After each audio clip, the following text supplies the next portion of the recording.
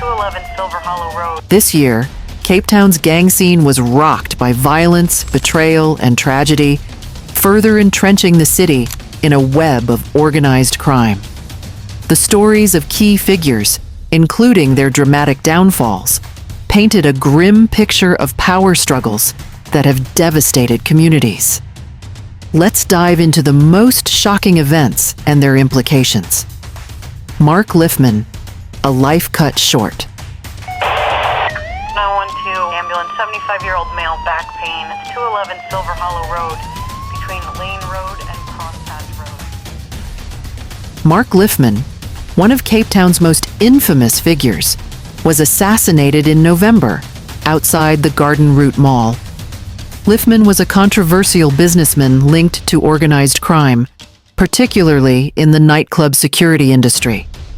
His name had been associated with strong-arm tactics, intimidation, and violent disputes over territory. His murder marked the end of an era in Cape Town's underworld, but left questions about who orchestrated his death. Speculation points to long-standing rivalries and vendettas within the gang ecosystem, further ignited by his passing. We have seen the lifting of the lid on the challenges that are arising with international, especially South American cartels, starting to do large heroin, cocaine shipments through our coast.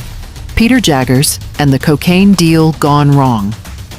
The leader of the terrible Josters gang, Peter Jaggers, was found dead in the Vail River after a massive drug deal collapsed. The deal, involving 700 kilograms of cocaine tied to the Colombian mafia, was a significant loss for his gang and led to violent repercussions. Bishop Lavis and other areas saw revenge killings, underscoring the dangerous alliances Cape Town gangs forge with international criminal networks. Mogamat Sadeka Madatt and the Americans' Fancy Boys War. Mogamat Sadeka Madatt, a senior member of the Americans gang, was gunned down in Mitchell's Plain in April. This killing reignited a bitter feud with the Fancy Boys gang over control of drug territories. The Americans have long been one of the city's dominant gangs, and Madatt's murder left a power vacuum that sparked further conflict, deepening the crisis in already fragile communities. Tragedy in the Stanfield family. December saw the murder of Craig Stanfield, cousin to Ralph Stanfield, a reputed leader of the 28's gang. Craig was killed in Valhalla Park, a neighborhood plagued by gang violence. This followed Ralph Stanfield's September arrest in a police crackdown targeting organized crime.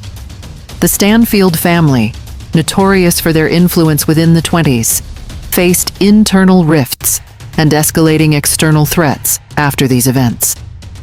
Bishop Lavis Massacre. Massacre, there's been another mass shooting in Cape Town. 6 people gunned down in Bishop Lavis last night. 2 others were injured and rushed to hospital. Police say a gunman entered an informal dwelling and just opened fire at the occupants. In October, a mass shooting in Bishop Lavis claimed 7 lives, marking one of the deadliest events in the ongoing gang wars. Authorities believe the massacre was a direct response to the murder of Peter Jaggers, highlighting how a single killing can trigger widespread bloodshed. Such events have left residents in constant fear, with little hope for immediate relief from the cycle of violence. William Red Stevens. Another gang leader falls. A key figure in the 27's gang, William Red Stevens, was assassinated earlier in the year. Authorities have arrested 3 suspects linked to the murder. Stevens' death further destabilized the delicate balance of power among Cape Town's gangs, resulting in intensified clashes and retributive killings. Jerome Donkey Boyson and Andre Naud, in court high-profile figures like Jerome Boyson and Andre Naud, continued to face legal battles throughout 2024. Their cases shed light on the extensive criminal activities tied to Cape Town's gangs including allegations of murder, extortion, and money laundering. These proceedings underscored the difficulty of dismantling entrenched criminal networks. The escalating violence of Cape Town's gang wars in 2024 has laid bare the urgent need for systemic solutions. These stories highlight the tragic consequences of unchecked organized crime, not just for the individuals involved, but for the communities caught in the crossfire. What do you think could be done to break this cycle of violence? Share your thoughts in the comments, and don't forget to subscribe for more insights into Cape Town's underworld. See you in our next video. Bye.